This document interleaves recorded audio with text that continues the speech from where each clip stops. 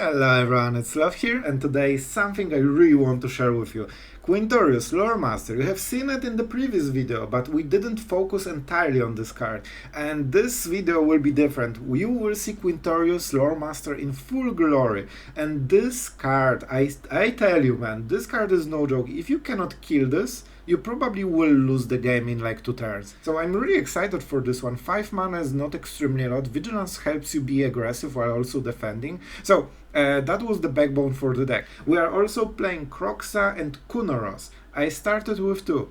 I ended up with 1. You probably don't want to craft it.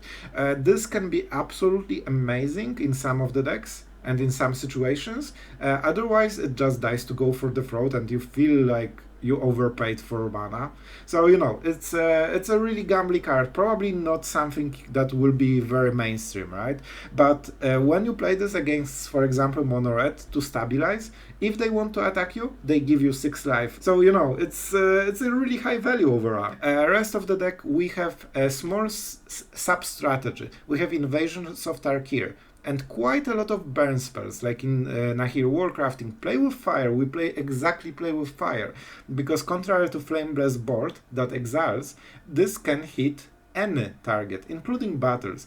Archangel of Wrath, any target. It means that you can get back this battle to pretty low defense, like 1, usually it's 1, and you just can activate it with any ping from Archangel whenever you like. And it's basically a, you know, sometimes like 1 mana 4/4 that absolutely takes over the game if you don't answer it. That was the idea. We have some value with the Bankbuster. Yes, 4 Bankbusters, they are here, alright? So this is the deck. I have to say Quintorius, every game he comes into play and isn't instantly removed, he takes over the game like in 2 turns mostly, and your opponent explodes. That's my experience. So extremely cool card. We'll probably build more decks with him. So this is the deck. I really hope you enjoy it, and don't forget to subscribe to this channel if you enjoy the content. And you know, if you like some elephant cleric action, you probably won't find it on too many channels at this point.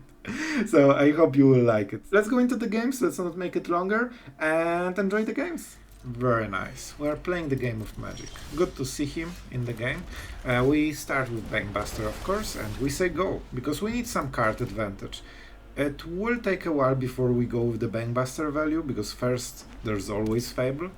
Like, isn't it the best play for turn 3 in Standard? Always. Not even depending on the matchup. I mean, let's see. The cycling, man. The cycling, it fixes everything, especially with Elder Dragon War. We don't really need to play with fire, and we would gladly take other card. We might even cycle another Fable, because we are out of the curve, and now maybe the Archangel will be better. Not sure, we will see what he does.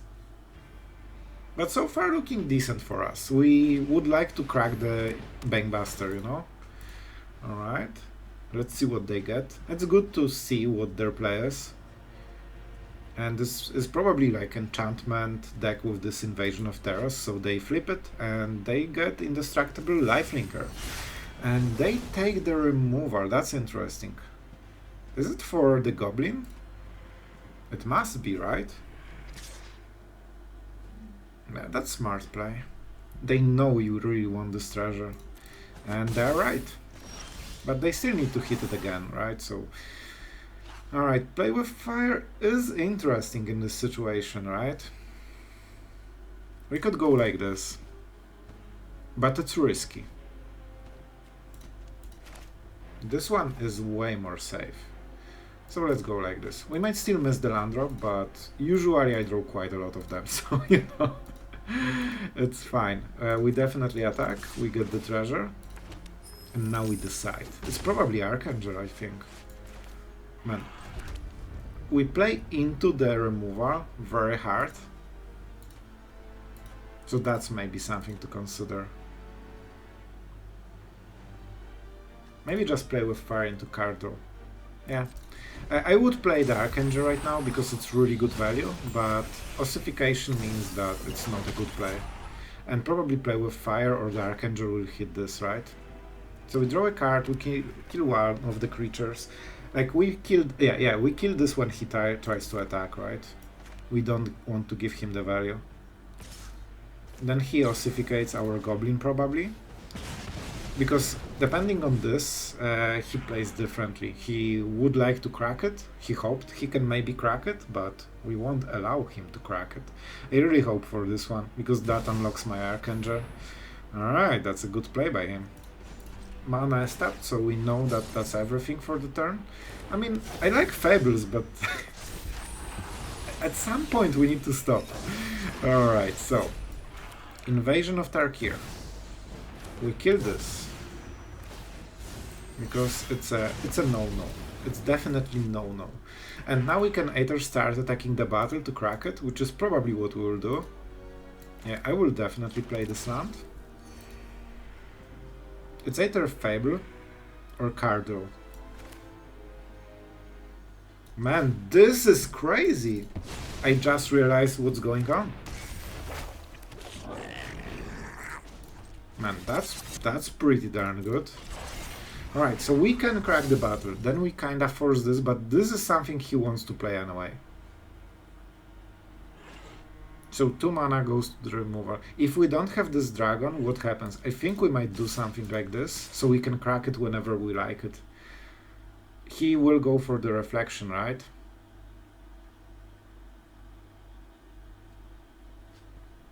Yeah, we don't have great plays with the...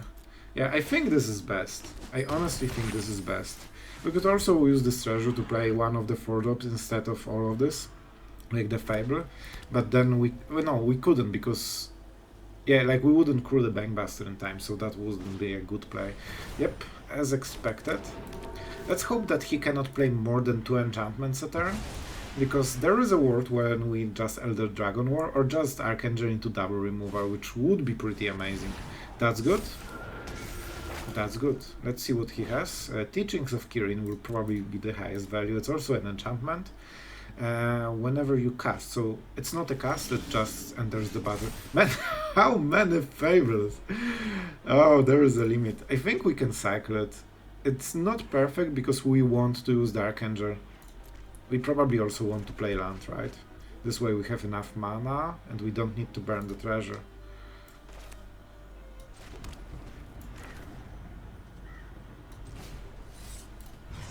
That's really good play, man. This is so much value. Alright, let's check the second trigger. The first one goes here. I think it always goes to the left, but I'm always paranoid that I will mess it up, man. And now we crew the Bankbuster. We are missing a little bit of damage to the face by attacking the battle, but we already can start attacking the face. And man, this board is no freaking joke. So he can stack those cool tokens, but he's at 11 against really strong board, man. We will also have Reflection of Kiki-Jiki, so we will be playing this. Like, he's not playing Farewell, right? No way. He's not. Please, don't play Farewell. So this means he probably doesn't have great ways to remove Artifact. I think it's Kirin, right? He could also go for the Visitor. It creates a lot of counters, but Kirin is just overall a bit more, I would guess, value-packed. Yeah, he could also get something from the hand, so, you know. We cannot know for sure, but I would probably take Kirin, yeah. We have double Bankbuster, so even though we don't have cards in the hand, we can make a lot of plays. And those treasures, man, start to really accelerate us. And with Thundermaw, we can kill 1 creature a turn, and it will always be the Spirit token, so they cannot grow above 2/2. So he needs to play 3 enchantments in one of the turns at some point. Alright, I mean, that's a pretty strong play. And he can return something. Alright, that's scary. Dock. Dock is absolutely amazing for him. It gives him the fire for the next turn and creates another thingy. We need some good draws, man. Like, he is having a lot of power in the board. We have flyers, so we might kill him before he kills us, but it's getting scary very quickly. We probably want some good cards. A land from the top. Who would expect this crazy situation? And we can... Oh, you know what will happen. But on the next turn. Quintorius. I mean, this is a pretty powerful card. So we can crew the Bankbuster if we want. It kinda kills quite a lot. And I don't think he kills us. So, we indeed will play Quintorius. Just because it crews. So I'm losing quite a lot of value, but I'm not winning the long game. I need to go all in as soon as possible. You, and you. The goblins do not trade. And I cannot draw cards anyway, so it's not worth it. They also, you know, work as a blockers. Face. I mean, I'm not fighting for this board. I just want to kill him in the air as soon as possible. Like, he will be on 2. And he also needs to block the Bankbuster. It will be double block, but it will make spirits much weaker. Don't forget, this can attack on our next turn, and this will be weaker. So we actually negate way more damage than you think. When they get Rolling Man, they can get absolutely insane. Oh, play with... Oh no, I need to sacrifice the spirit. So this is lethal on the next turn. He needs to kill Quintorius as well, because we can just burn him. They might have the life gain, but usually their life gain is the Naturalist. Right? This doesn't have anything like this. He can transform it. Like, he can pay the Phyrexian cost, which I would highly, highly encourage. That would make my life much easier. So just pay the cost. Be completed. Be happy. Be in the next game. Alright, ossification. Definitely one of the things we absolutely hate to see. And one of their best cards in the hand. Alright, because this deals direct damage. And we have no way of removing enchantments. So it just got way harder, but we still have play with fire on Quintorius. Loremaster, Quintorius, will you carry me through this game? I also have a lot of Archangels of Wrath, so... Alright. I don't think he can deal 28 damage, but this is what I said. He should not block with the Spirit. He should block with probably anything else. Just a casual 13-13, not scary at all. I mean, he's losing on the next turn. Quintorius, the Loremaster. Carry me to the Mythic, to the highest of Mythics, because, I mean, I'm not playing Farewell, and this is what happens when you don't play Farewell in the deck. I mean, I was considering it, but I think we shouldn't. It's not good. It's a lifelinker, but it's one turn too late. Of course we cannot block, so I mean, let's not block. Even if I could, I just wouldn't like it, okay? I just don't want to block. Everything is just super calculated here. Alright, as long as I don't see wing, I'm fine with it. I mean, we untap, we play the Quintorius, and I play with fire on your face. Oh yes, and I sacrifice you. I also need a spirit for it. And that's glorious. See? Quintorius, absolute meta breaker. Oh my god, that was the closest game ever. Alright guys, going first, some Abrade, you like to see it. Double white for the Emperor, and Quintorius, the meta breaker. I mean, Quintorius so far is winning a lot of games, man. This card is... like, when it comes into the battlefield, you instantly feel, you know, the difference. Some Wormlet artifact shenanigans, so we can always answer it later. Let's see what that... you don't kill it first. Oh. Oh. That's a game changer. Can we get it with Abrade quick enough? Alright, I have an idea. It's fine. We will play Emperor at the end step, but we will not -2, because we won't have enough mana. Believe me, he will attack with this creature. And when he attacks, we play the Emperor, we don't activate it, and on the next turn we untap and then activate it, pay 2, and we can basically split the mana cost for removal between 2 turns. Very cool card, probably not very good, but very cool. Lifelink whenever an artifact enters until end of the turn. But a lifelinker, so you know exactly why it's here. Huh. This is out. Man, burn down the house is so good, but I don't want to burn Quintorius. Why would... Oh! I can do it on this turn. I'm so good at magic. I have the goblin, right? So I just cycle this, play this, attack, sweep, and we win. I'm so good at magic. I want to cycle this one as well. I should... Maybe? I'm not sure. Alright, let's see the play, because maybe if we are lucky, man, if I play the Emperor,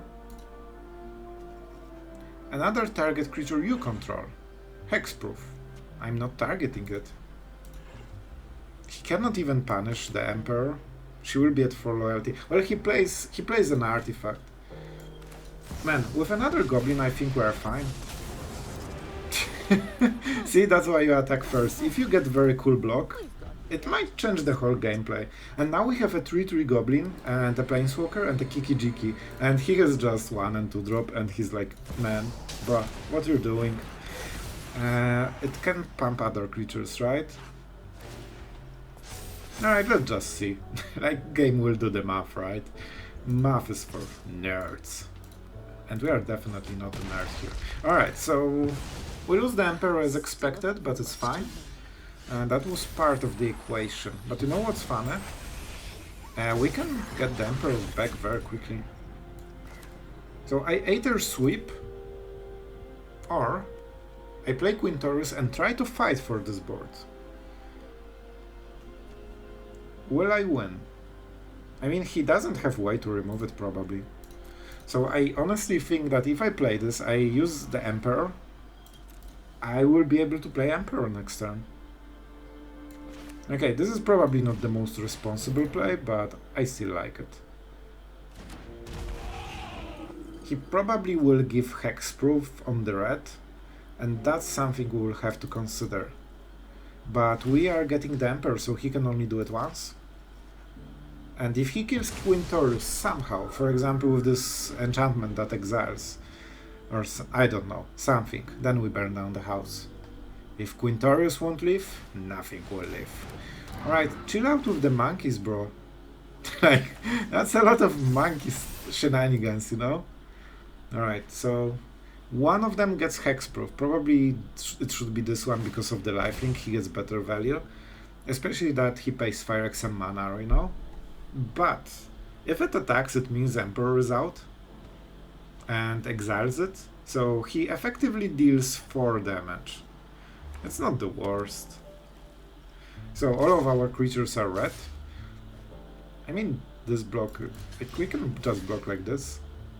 He's tapped out. It might be Tyvar stunned, but it's good. If he uses it, I'm super fine with it. And I have enough treasures, so I think that's a good deal for us. I don't have great Kiki-Jiki target, like everything is okay, but... Boss saved. Alright, I mean, that's good. I will definitely take my land, thank you. Let's go maybe for the red one, cause why not?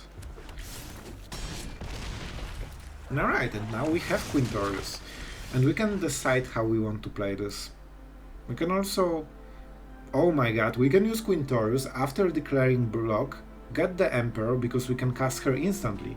You may cast this turn. So we then pump it to 4/6/6, you know, first striker. So, first step,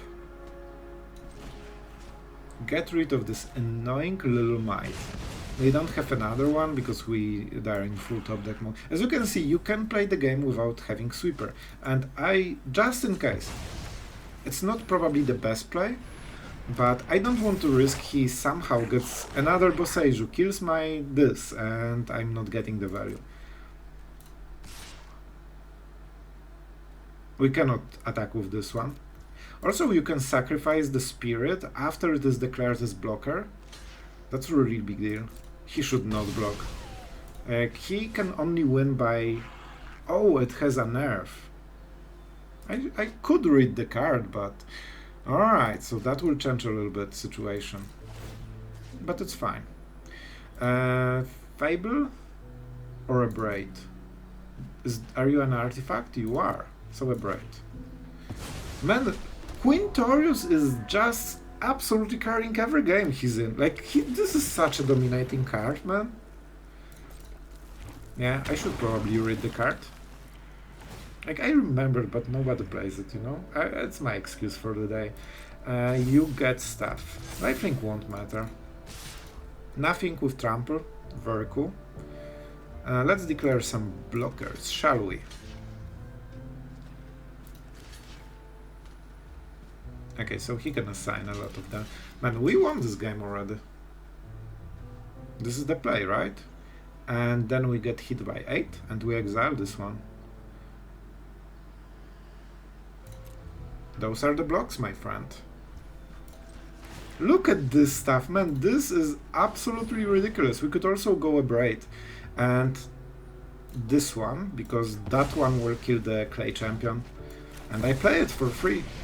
If you don't answer Loremaster, you cannot win the game, bro. Like, this was absolutely ridiculous power, man. Quintorius single-handedly won this game from start to finish. Alright guys, let's check out this hand. Very clunky, isn't it? It might be hard. But we have play with fire. In the worst case we can actually play with fire their face, which would be bad. But, you know, if that's what we have to do, we might go. And with Vampire's Vengeance we should be able to get some value. Alright, very, very good. So now we can go into Bankbuster if we want. So their next drop is Trespasser into short it into Invoke, right? That's the best case. So it means we probably need to burn down the house, which means that we need a lot of mana. And it means we need more cards, because we need to keep hitting our land drops. See? It's just like this. Unfortunate. We have land for this turn, so maybe we don't flip into the night time. Yeah, I like this idea. It gives us quite a lot of time. We don't get the card, but we'll get one in the next turn. We can also potentially not get mana screwed naturally, but it's so insane that it could happen that I'm not even considering it. This is perfect play for us. He basically didn't invest anything into the board, and like he played a lightning bolt for mana, basically. What happened? He has one extra card.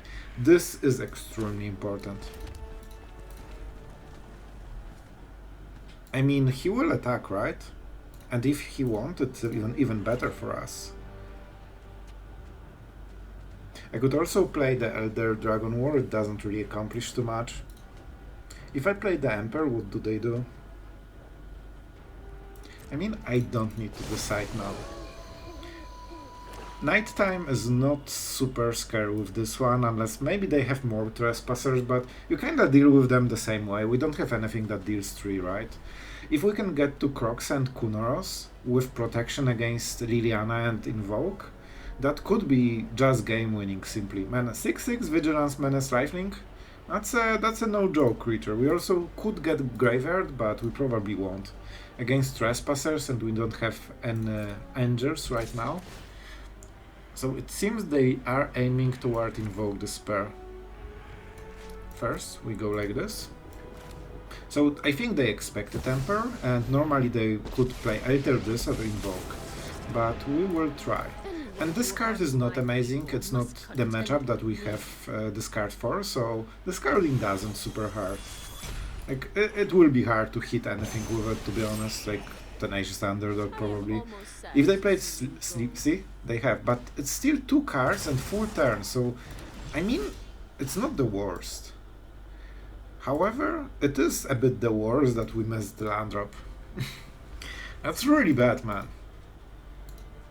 So, we could discard cards and try to hit it. Like burn down the house and Bankbuster, and then we get the dragon on the next turn. Is it good?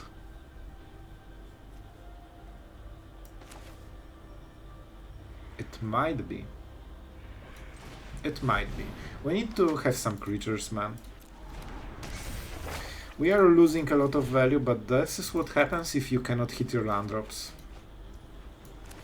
Okay, and the tap land for this turn, it means on the next turn we have this, and we have 3 creatures potentially, which means we don't lose to Invoke Despair. But probably he stacked a lot of go for the frauds, man. Or you just can play Invoke Despair every turn until you win the game. And he indeed plays the sleepers anyway. Let's see. We don't get instant value, unfortunately. Right? Enters battlefield.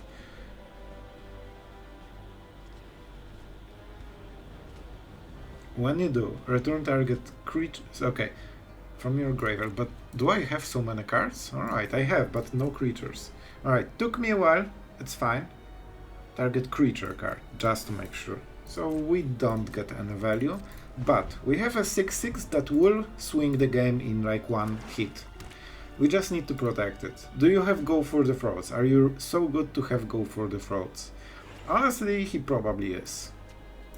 It would be quite unlucky to not have Go for the Throats, so maybe they are thinking about maximizing value and answering Kroxa might not be an issue even for them. Let's see. Honestly, in this situation, probably Quintorius would be a bit better. Sure.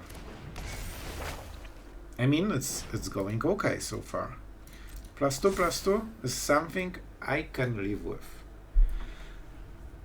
I'm not sure what their strategy is. So they want to attack. Man, I think there's some sneaky play involved. So of course they can give the death touch, so we cannot block with Kroxa. I mean, we could, but it's bad. Huh. But we get this hit, man. Maybe it's worth it. We tax their mana, right? They need to invest 2 just to trade. And they have 3 mana total. It can be Trespasser. When we lose this, they play Trespasser and we are left with only Bankbuster. That is a risky play. I might regret it. You know what the other option is? The other option is they have Liliana in the hand. Man, it feels that whatever I will do, I will regret it super hard. I think it might be 3 mana Liliana, so they invest 2 mana, give Death Touch, trade versus this, and then they play Liliana and they clear the board. And in this situation I'm out of the game completely and I have land in my hand. I should not probably transform this. So if they hit us, we lose 3 and they invoke and kill us. Alright, show me the Liliana. I'm not happy with this situation. But you know. Oh, what? I thought they already had the first stage. Okay, I miscalculated that. But see, it's the same idea. It's even worse for us. And told you. So we knew what hit us, and we still needed to play into it. I don't think we had good situation. He just had good cards to counter us. Well, the hand is pretty decent. We don't have white mana, but I think we will have time to get there. So let's see what we get from our opponent. I mean, Archangel is probably the first card that heavily needs white, and it's usually a 6-drop, right? So, I mean, the game is nearly over. Very nice. Yep, let's set up the battle. This can deal damage to any target, and you know what it means. If we don't have good target, we just start targeting our battles, and together with Archangel, it's actually easy to crack it instantly when you play the Archangel, and you play basically 2 creatures for a cost of 1. Crazy good value. This will be a Bankbuster. Let's see if it gets countered. It doesn't. It was a bit risky in retrospect, but it's super cool. It worked out, so it must have been a good decision, right? On a serious note, it could be better if we play the Springs and just, you know, waited the turn. So we wait 1 turn until we can go for the Springs and play Bankbuster while we can draw already. But then we would miss on the Ember, so, you know, in the end, not really sure what was the better play. And we can go for the Sacred Fire if we want. We can start cracking this invasion, man. It's such a cool interaction. Alright, you have your 1 damage. What now? Wedding, I mean, why not more? I mean, we will have a lot of work to do to clean all of this, but I think we can get there. Let's see. So we could start cracking the invasion. Do we want this? We can potentially crack it instantly. You know what? Alright, but we need... okay, it's a bit slower. You know what? Let's try to slow the game a little bit. and just go for later crack, but we keep the board in check. Especially with draws like this, man. Let's draw the card first, because I really would like to hit a land. You know what? I'll take the tapped one. It's good enough. And we are going for Invasion. This way he won't be able to draw cards, and we keep him at bay. Like when you can trade for every single wedding announcement token and still have huge card advantage, you know something is going right. I mean, that's a weird game so far. He definitely needs a lot of tokens. I'm not sure why. He probably should be playing this 3 mana mentor thing. Yeah, Monaster mentor. Because it's exactly working with the deck, and those are probably like protection spells, right? I would guess. So if we double target it, it probably will be horrible, and you don't really want to do it. So instead, I think we go like this. And we don't attack his stuff. This way he doesn't get a way to, you know, create some tokens at the end step. He can, but it's probably not the best case. Let's see, because maybe he has something like consider, you know. No, 2 protection spells probably. Let's see if one of them was a land, because maybe it was a land he couldn't play. But 100% at least one of them was something that saves the mentor. Like against our colors, they know it will get removed the moment they play it. You know, unless we play around stuff. 3 cards. Double Invasion of Tarkir, so we have very nice objectives on board. And don't forget, when we flip the dragon, we can start attacking. And the attacks deal 2 damage per dragon, so that's pretty cool. Alright, there's still... Whoa! What's up, man? Fishy. Very, very fishy. I will invest this 1 card. It's a high cost, but I'll take it. And this way, let's go to the blockers. We could also take the damage, but... I mean, do we play Sacred Fire? It's pretty good, isn't it? I think it's better to have this value. Also with Bankbuster in the graveyard, we actually have cards to exile easier. Stoke the Flames, that's very good. Like, he makes the tokens, so that's fine. But he tapped his whole mana. Let's see the other card, because he will get the Briar Trigger. And he just got the balanced version of Ragavan. Alright, I mean, that's interesting. His creatures are extremely huge, of course. But we can go with Archangel of Wrath if we want. It's probably the best. We won't have such good occasion again.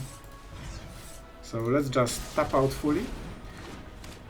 And get rid of the, the irritating prowess stuff. We get a lot of life. We have pretty decent board. And don't forget, so if we attack this, he double blocks and we lose it. So it's not worth it.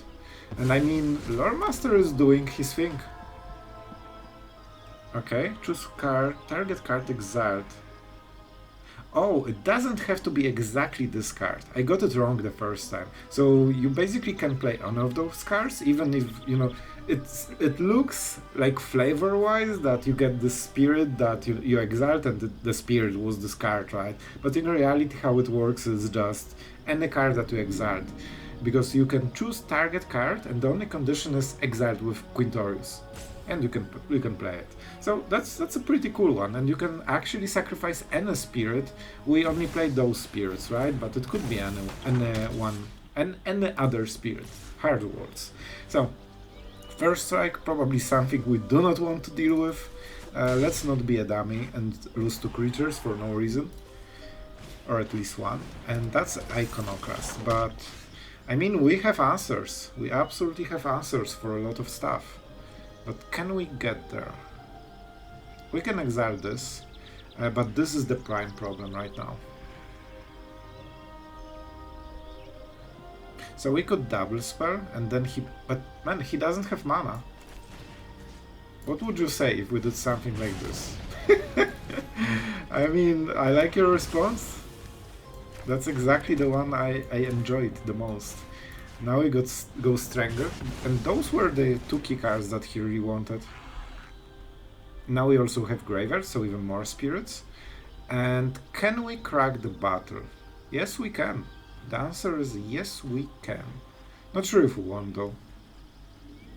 Man, Quintorius is amazing. It takes over the game absolutely fully. I should attack with this one probably too, but it's fine. So we can crack it with play with fire, or just use Quintorius at the end step and play the Sacred Fire on this. I like this play more. It also means... let's go for... And you can cast it as an... You may cast that... I'm not sure how it works, honestly, with Sorcerer. Let's go for Nahiri Warcrafting, sorry. Not Witch, just War. And, I mean...